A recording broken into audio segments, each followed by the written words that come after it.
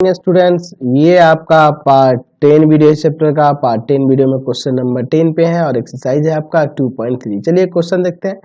कह रहा है माना कि फलन f n टू y यानी नेचुरल नंबर टू y पर डिफाइंड है और y बराबर यहाँ पे दिया हुआ है कि y बिलोंग कर रहा है n से, नेचुरल नंबर से ही, जो इसको सेटिस्फाई कर रहा है। ठीक है, यानी कि y बराबर 4x + 3, यानी कि यूं समझिए तो इसके रेंज, ठीक है, फंक्शन एफ एक्स बराबर जो 4x + 3 दिया है, इसका जो वैल्यू आ रहा है n रखने पर, नेचुरल नंबर रखने पर, उसी पर यह डिफाइंड है।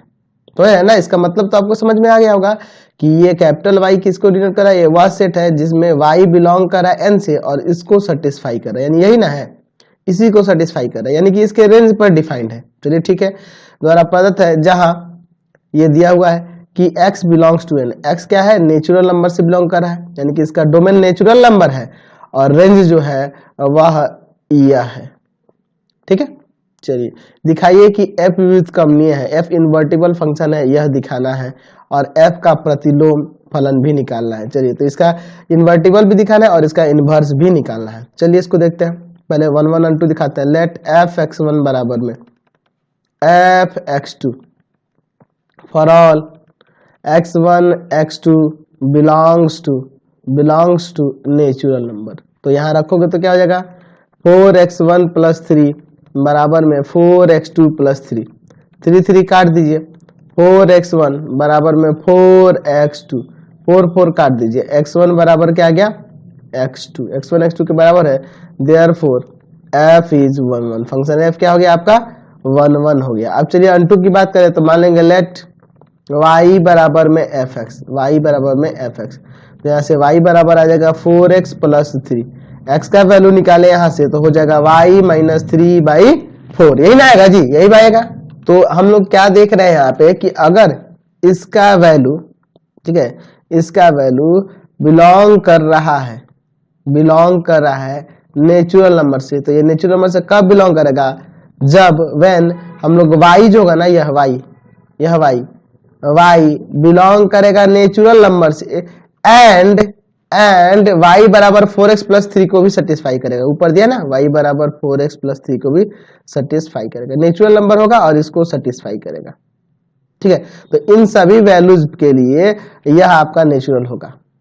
समझ गए ना, कहने का मतलब यह है कि वो नेचुरल नंबर होगा जो इसको सेटिस्फाई करेगा। तो आप लोग नेचुरल नंबर जैसे 1 रखोगे तो 4 1 जा 1 और 3 7 हो जाएगा, 4 1 जा 4 और 3 7, 7 यहाँ रखोगे तो 7 में से 3 जाएगा 4 और 4/4 1 आ गया ना, नेचुरल नंबर हो गया। अगर यहाँ 2 रखते हैं तो 4 दूना 8, 8 3 11, 11 रखो, 11 में से 3 गया 8/4 कट के 2 आएगा, बिलोंग करने लगेगा ना नेचुरल नंबर से। तो अगर हम y को इससे डिफाइन करें तो ये भी आपका नेचुरल नंबर से बिलोंग करने लगा।